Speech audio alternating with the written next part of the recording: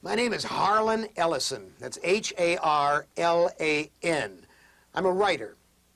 Call me a science fiction writer, and I'll come to your house and I'll nail your pet's head to a coffee table. I'll hit you so hard your ancestors will die. I'll hit you so hard your grandmother will bleed. I'm a writer. There's no adjective in front of it. I'm just a writer.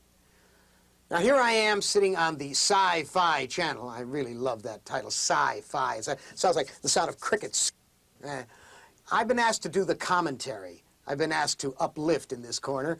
And usually when you get a commentator, you don't know where they come from, what they stand for.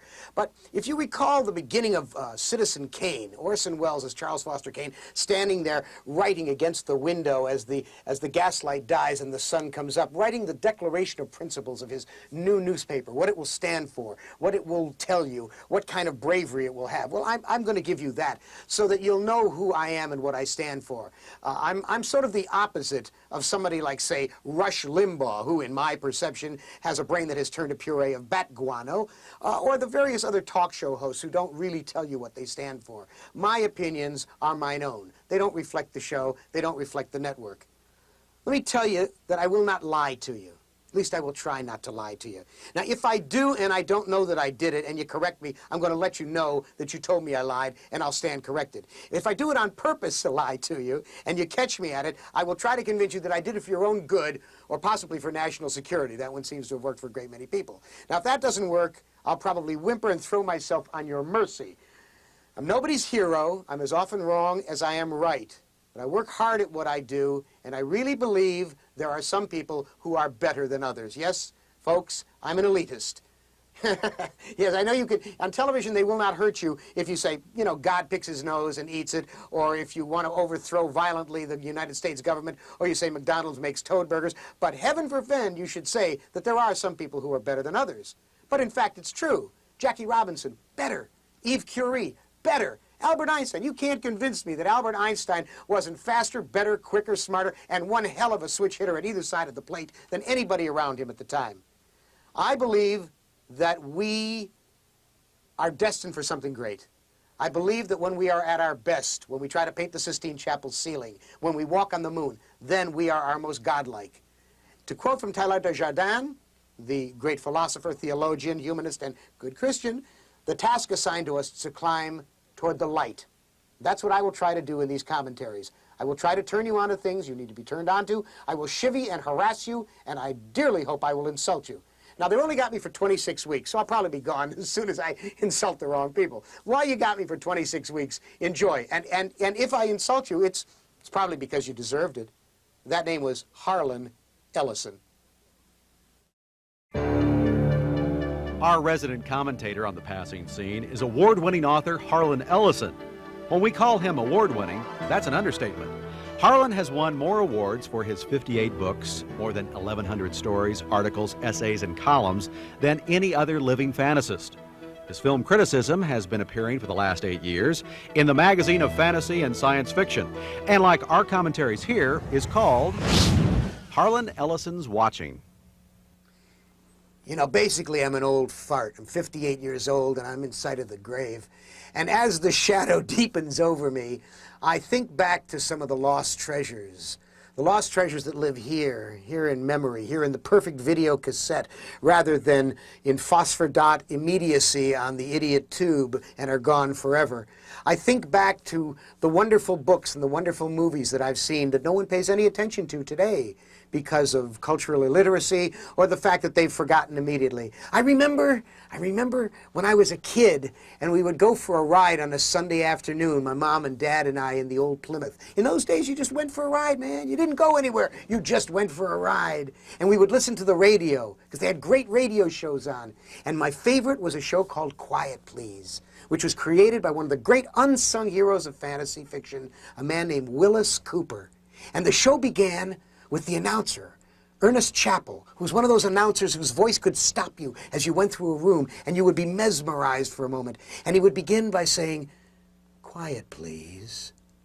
Quiet, please."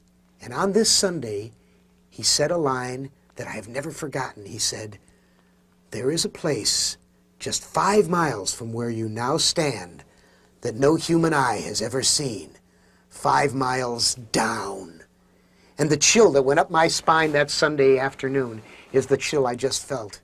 Those lost treasures and other treasures that are lost to us because of the need for gimme, gimme, gimme, now, now, now. What book was written this week? What's the latest thing on TV? Are the treasures that we need to remember. I'm going to give you some of them. Look them up. This is good for your soul. Don't argue with me. When they take a convention roster of films to show, all right, we've seen The Thing from Another World a million times. We've seen The Day the Earth Stood Still a million times. We've seen Star Wars, God knows, a million times. But what about Seconds? What about that gorgeous film based on David Ely's book, shot in black and white by James Wong Howe, with, of all people, Rock Hudson?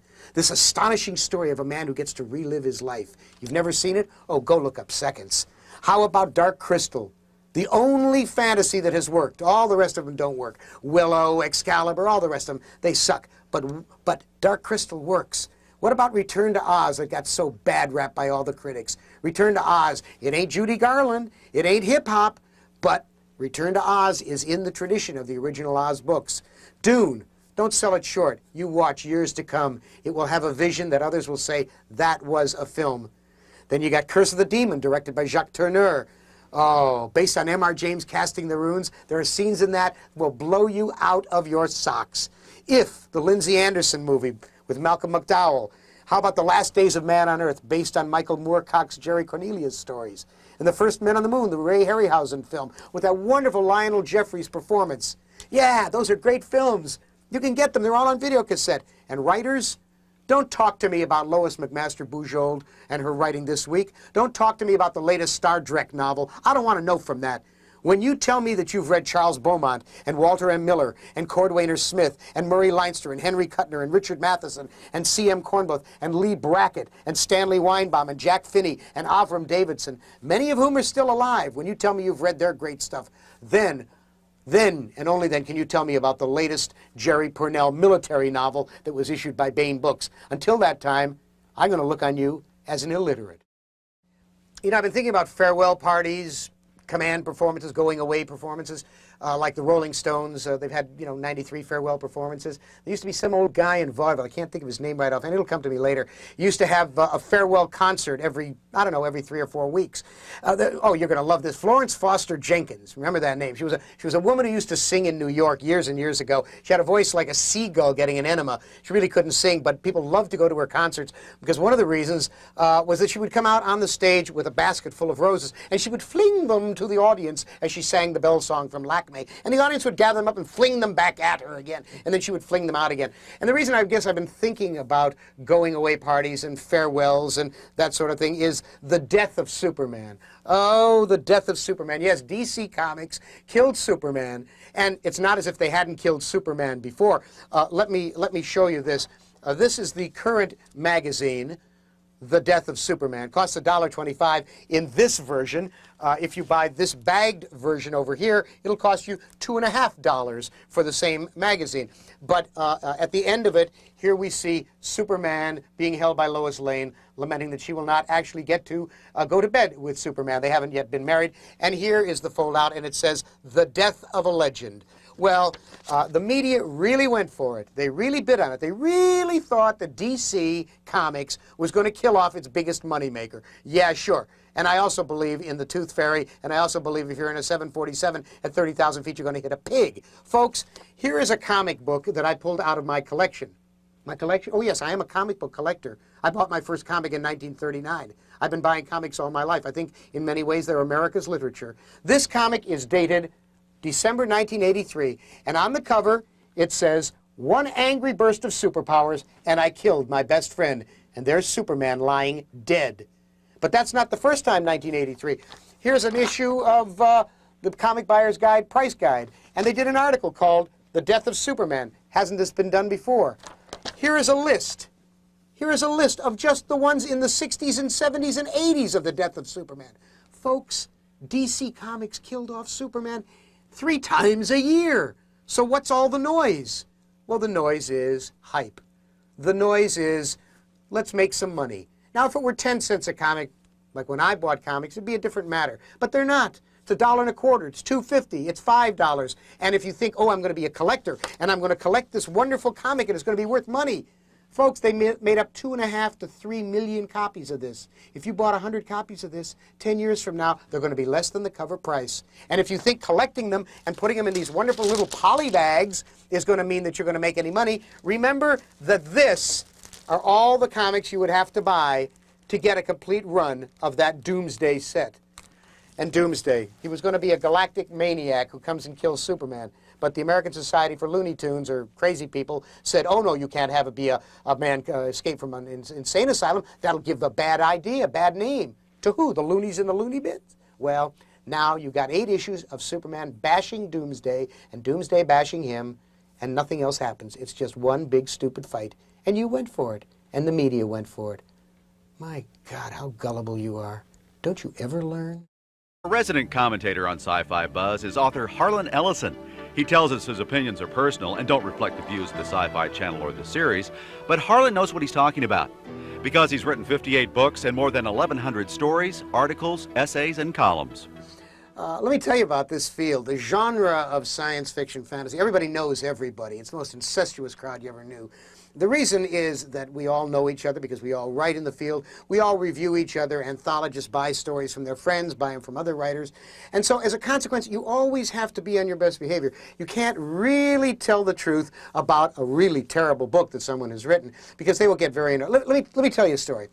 A very close friend of mine, a mystery writer, whose name I will not give you. You can put bamboo slivers under my fingernails. I will not give you his name.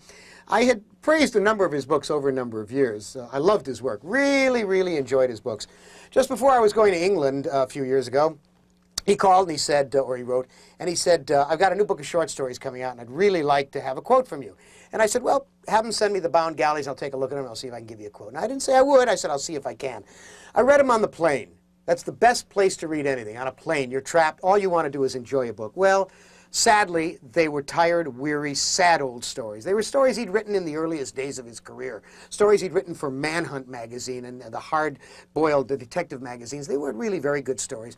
So now I get to London. And the first thing I did when I got to the hotel was I sat down with my typewriter. I always travel with my typewriter. You see, I'm a writer. And I started to write him a letter. And it was a long letter. It was about 3 or 4 pages, and in the course of it, I tugged my forelock and apologized and said, this is every writer's nightmare come true. This is your friend asking you to say something kind about something that isn't worthy of kindness. I said, but if I gave you a lying, praising quotation for the book, and they put it on the book, you'd never trust me again. You'd never trust my opinion. You'd never trust me when I said, this is a wonderful book, which is what I've said about your books most of the time. And I said, I'm sorry, this time I can't give you a quote. It's not very good. Well, to this day, he's never spoken to me. He refuses my phone calls. He understands how sorry I am that I couldn't do it. He doesn't believe it. When I spoke to him finally, when I managed to get a hold of him, he said, a buddy does for a buddy what a buddy does. In other words, I'm to have no opinion.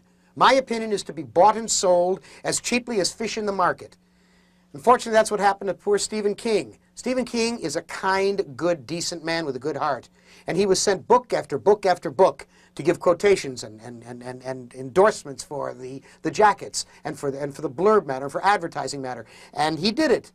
I presume he liked the books. I don't think Stephen would lie about a book. But after a while, his name became devalued. Stephen King's recommendation on a book now is of no more importance than mine. When you see mine, you will know that I have lost friends because I will not lie. I will not simply give a quotation on a book because they're a friend. We must resist this. And our friends must understand that it is the quality of the art. It is always and ever the quality of the art that recommends them. That friendship is one thing and art is another. And if I have lost the love of Piers Anthony and Jack Chalker, who is, by my lights, the best titler of stories in the business at the moment, perhaps not the best writer, but the best titler of stories, if I have lost the love of Bill Pronzini and Stephen King and people like that, because I have not been able to give them the pro forma quote and pull a little masturbation on the cover for them, they will have to understand that at some point one's ethics compel you to live in loneliness. Sci-Fi Buzz commentator Harlan Ellison invited us over recently to meet Ditmar winner Terry Dowling. A Ditmar, by the way, is the Australian equivalent of a Hugo. Terry has won 9 of them. Terry, how many works have you done now? 3 so far, 3 collections. Now, am I correct that the first one, which is called Rhinoceros, which is a story cycle, was called The Work of a Brilliant Writer by Locus, the leading newspaper of the science fiction world? They were generous. In fact, you're being humble, because what they said was that you were as good as Cordwainer Smith, and they said, Cordwainer Smith, come again. Now, how does it feel to be a talent of remarkable quality totally ignored in America? This is what, well, I guess what we can really talk about here is the population is larger here, so you usually pitch to the largest buying market, demographic-wise. Australians buy more books than the American population per capita. So we tend to be more difficult to read. I think that's what I'm discovering. Are you saying that science fiction in Australia is more complex, deeper, more philosophical? Is that? Writers like Damien Broderick, difficult writer, very idiosyncratic, very quirky, and myself, I must admit. The Americans therefore see you as, the publishers, as challenging, which is a nice way of talking about it. Okay, well now the reason you're being interviewed by Sci-Fi Buzz is because this week your book, Rhinoceros, miraculously has been picked up by the Science Fiction Book Club. Yes, it has. I mean, you've done an amazing thing. A book that was not published in America in any way, in any form. They've taken it for a hardcover. So you're now over here in America. Are you gonna try and write for the American audience, or are you gonna maintain your standards and write for the audience? I'd like to try and stay with the standard for a while that I'm keeping. I don't want to come down, because I know I can. In Australia, they analyse my work as being first-year postgrad standard of English. Really? Yeah, which shocked me, because I didn't think it was that hard. But it's that trend towards subliteracy. People do not read as comfortably as they used to, so you've got to water down the level of English. And boy, we lose a lot. We lose a lot. We can't use the word E-double-R. We have to say, made a mistake. You can't go around saying, I erred. People say, you erred what? So the language is becoming debased, and we're using more words to say fewer things. And I don't like doing that. I like to leave it to the reader to help me in the making, just like you do. So, well, you're also a musician, aren't you? And use cadence and rhythm very much. So I read a passage aloud to see how it sings. And I think that's part of the secret. I think that's part of the magic. Our resident commentator on the passing scene is award-winning author Harlan Ellison. When we call him award-winning, that's an understatement. Harlan has won more awards for his 58 books, more than 1,100 stories, articles, essays, and columns than any other living fantasist. His film criticism has been appearing for the last 8 years in the magazine of fantasy and science fiction, and like our commentaries here, is called Harlan Ellison's Watching. Times is tough for writers. You just don't know how it is. In addition to having a steadily more illiterate audience every year, I mean, that is to say, people who don't read books, people who have forgotten the past to the extent that nostalgia becomes what they had for breakfast, we have this thing called political correctness. Now, in the world of science fiction, writers have to pay attention to what's going on around them, because science fiction is the only 100% hopeful fiction. That is to say, inherent in the form is, there will be a tomorrow.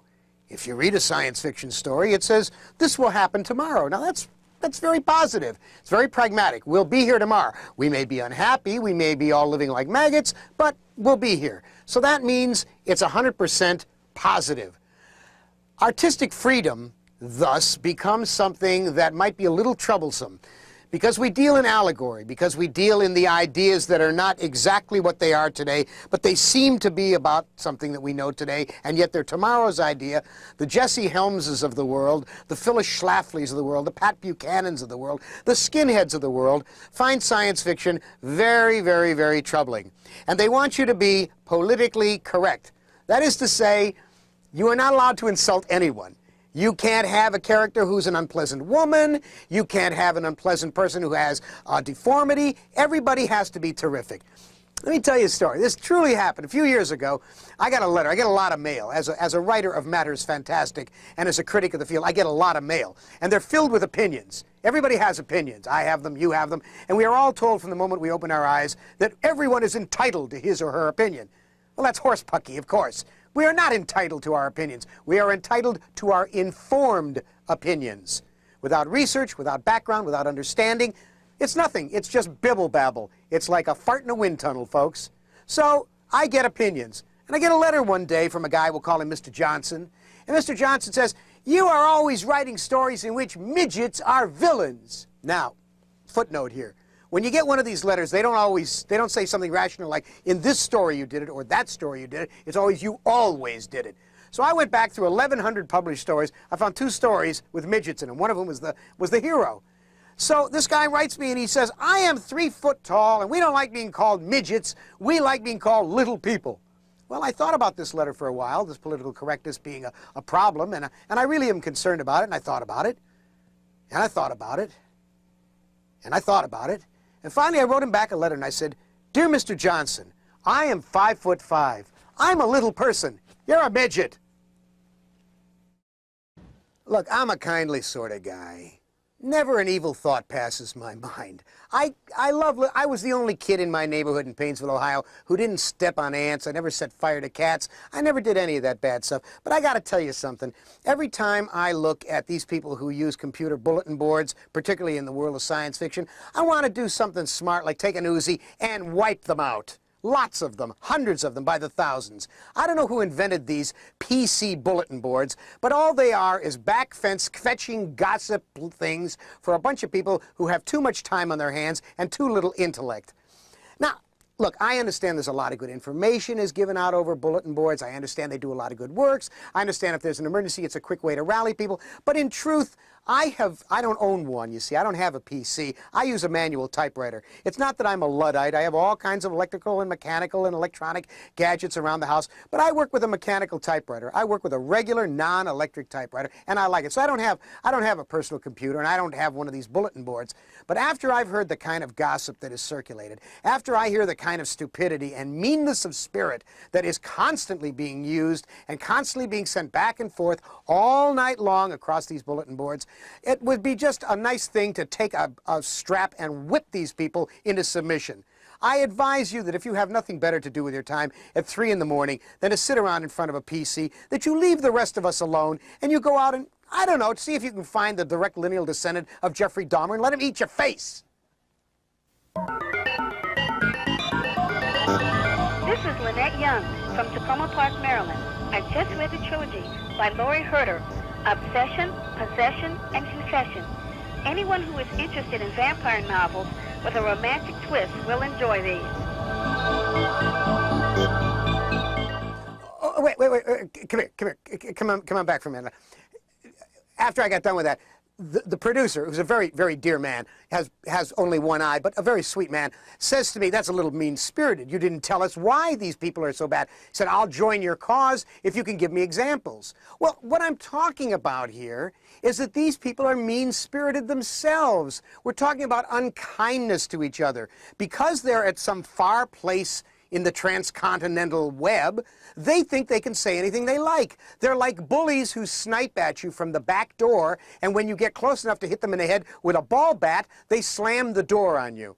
This kind of behavior is just simply cruel. They spread terrible gossip. They spread rumors that don't matter. One idiot in New York City recently spread the rumor that somebody had sold a story to Omni that had been at Playboy and had been rejected out of hand at Playboy, and it was unreadable. Well, the story has been picked for the best American short stories. It's a perfectly good story. But this fool decided that it would be nice to bad rap the author, so he put it on the web, and people pick it up.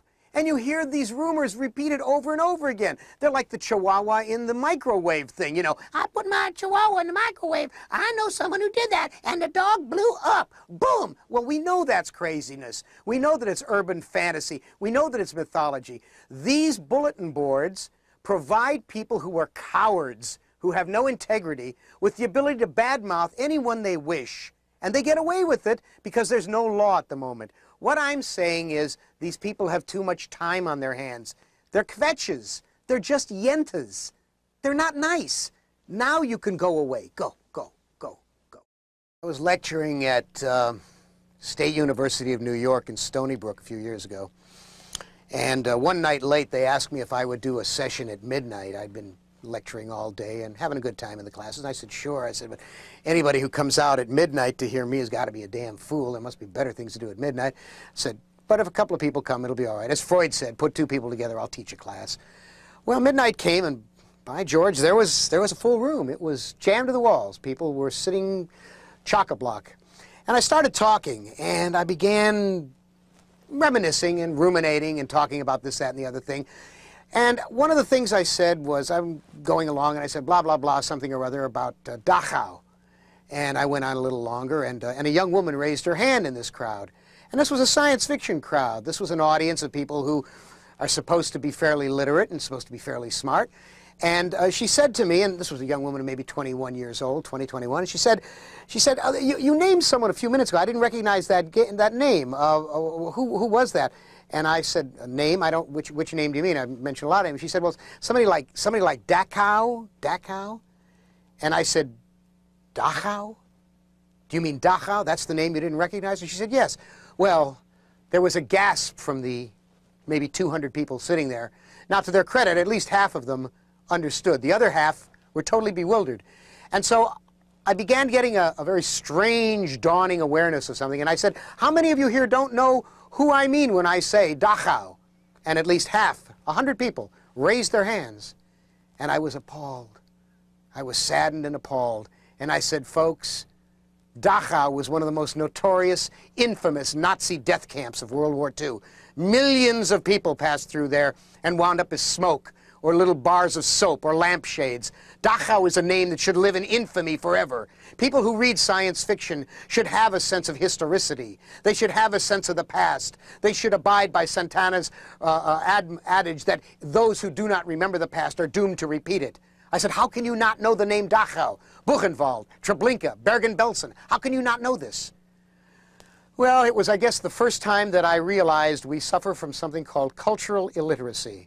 And it assails the world of science fiction as much as any other genre, as much as any other world, any other milieu, any other purview. We have an increasing number of people who forget the past. That's why we have skinheads. They don't believe World War II happened. They don't know about the Vietnam War. They don't know there were 2 world wars. The only reason they might know is because they have a Roman numeral. They know 2 came after 1. And to them, the war in Vietnam is as distant as the Wars of the Roses. This is deadly for the field of science fiction, and deadly for writers. Because if writers cannot use the reference that they need to make a point, then they are going to have to write down to the audience, and the audience becomes culturally more illiterate, steadily and steadily. We have a great many writers who write television now who are base all of their knowledge on sitcoms. They don't read books anymore. New York editors who have no history of what has gone before in the field, and they sell you mediocre writers month after month, instead of reprinting Kuttner and Simak and Lee Brackett and Ward Moore and Alfred Bester.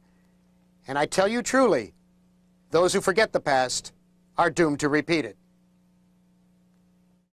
These are some of the major awards that are available to people in the science fiction and mystery fields. This is called the Hugo. Now, the Hugo is actually the oldest of the science fiction awards, and it's named after Hugo Gernsback, who was a very nice old gentleman who came over from, I believe, Switzerland, but I could be wrong, but somewhere near Switzerland. And he started Electrical Experimenter and radio magazines back in the 20s, and in 1926 he did the first science fiction magazine, Amazing Stories, and so it is named the Hugo for him. But it is, in fact, given by the World Science Fiction Convention. Now, here's a fact very few people know. This award was designed back in the very, very early 60s, I believe, or the late 50s, whatever it was, by a man named Ben Jason. Ben Jason. He still lives in Cleveland, Ohio. He's a very nice man. I think it's nice that his name is remembered. Now, you may wonder, why does this one have a little Jiminy Cricket on it? Well, because this is only a half award. I have won 8.5 Hugos. This half, it was originally given to the film A Boy and His Dog, which was based on my material. And I got so cranky about it, I said, hey, you gave it to the director. What about me? I wrote the damn thing. They said, okay, but we don't have any more of the rockets, which look like giant rectal suppositories. They said, we don't have one of those, but we do have this wonderful base, and we'll give you the base. And I said, and I'll take it. So that is my half Hugo. So in fact, for the record books, I've won 8.5 of those. This over here is the Nebula. Now, this was designed by the widow of James Blish, the great science fiction writer. Judith Blish designed this award originally. Now, come back this way. Don't be hesitant. Do follow. No one will hurt you. This thing that looks like you might have won it at a ring toss in a circus is actually the Edgar Allan Poe Award of the Mystery Writers of America. And it's kind of, it's a nice award. It's a wonderful award to win. I've won it twice, and I'm very pleased to have won it twice. But when I saw it, I said, gee, is that, I mean, it doesn't really look as elegant as it really should for an award that important. So when the time came for me to design an award, as it did for the Horror Writers of America, I designed this, a wonderful little haunted mansion done by Steve Kirk. Now, Steve Kirk is the guy who designed the Abominable Snowman in the Matterhorn at Disneyland, among other things. We took it, and I put the award inside. Now, this one here, this is a nifty one. You'll like this one. This one was created for the World Fantasy Convention. This is the World Fantasy Award, and it was done by the famous cartoonist and artist and writer and novelist Gahan Wilson, whose cartoons you see in Playboy all the time. Gahan Wilson did this, and it is a bust of Howard Phillips Lovecraft, H.P. Lovecraft, done in the style of an Easter Island statue. Very mysterious, very strange, and quite lovely, quite wonderful. And this is the British Fantasy Award, very prestigious award given in England. And this is the one that's given by the video cassette industry, the Vero Award. Now, I want you to understand something. Awards are only road signs. They're only mileposts to let other people know that you have hung on a number of years, long enough to get either an award or a gold watch or whatever it is. Until they give you the Nobel, you're still learning. I'm still learning. You know, we've been doing these for a while now, and the response has been, well, to say the least, uplifting and overpowering. In fact, the Sci-Fi Channel, a division of the USA Network, has had to build a special warehouse in Secaucus, New Jersey, just to handle the overflow of your telegrams and letters, the bomb threats, all of that good stuff. But somehow I seem to have left a wrong impression among many of you. Many of you think that I'm incorruptible, that I cannot be bought. Well, nothing could be further from the truth. I'm a critic. I'm available for purchase. I mean, you take critics like, say, Jeff Jarvis over at TV Guide, who gave this great, glowing review to Star Trek Deep Space Nine, and then bum rap Babylon 5, which is a wonderful movie. And nobody ever bothered to mention that Jeff Jarvis happens to be a friend of some of the people over at Deep Space Nine. I don't want to name any names. I certainly don't want to get into his opinions. But I'm not the kind of critic who can't be bought. In fact, I can be bought. I can be bought very easily. For instance, this genie cookie jar here. I thought I would put it on here because I promised my friend Robin that I would show it. And we have here, this is a wonderful book. This is called Spaghetti Westerns, The Good, Bad, and the Violent, published by McFarlane. They sent that to me. They hoped that I would mention it on this show. And so I'm mentioning it, and so I got to keep it, and it's about $45. But the best of all, oh, wait. Come here. I got to show you something terrific. You see this? You see this little teacup? It's just a little silver teacup, right? And over here, there's this little plate that's got this little design on it, right? They don't look like much of anything. But when you take the teacup and you put it on the plate, oh, is that hot? Now, this one's North by Northwest. They also make one with Charlie Chaplin in Modern Times. They got one with Marilyn Monroe in 7-Year Itch, and they got a great King Kong. Terrific one. They're over there, but you can't see them because they're not in the shot. Anyhow, these cost about $75 a piece. They come from France. Somebody sent them to me. They said, well, if you show it on Sci-Fi Buzz, you can keep them. And I said, you got it. I remember Sam Peckinpah, the great director. Once upon a time, somebody said, how could you direct such a lousy film as that? He said, I'm like a good whore. I go where I'm kicked. Well, folks, I too can be bought. Do not hesitate. Do not fall back. Try to buy me. For instance, look at this. This book is called Science Fiction and Fantasy Literature, 1975 to 1991. Now, this book has a listing of every science fiction writer and every fantasy writer from 1974 on to present. It's got a listing of every one of them, and it's got all their books and all the titles of their stories. In any case, I've got this wonderful book, and they sent it to me, and I said, well, I'll show it on the program. And they said, fine, you can have it. And I saved $199. Now, folks, with this kind of a job, the perks are all important. So I urge you, do not hold back. If you've got something you want hyped, if you've got something you want shown on television, send it to me. Send it to me. I can be bought. Now, I will, of course, mention that you sent it to me for this kind of promotion. It doesn't necessarily mean I'm going to say something good about it. I may say it's trash. But what the hell?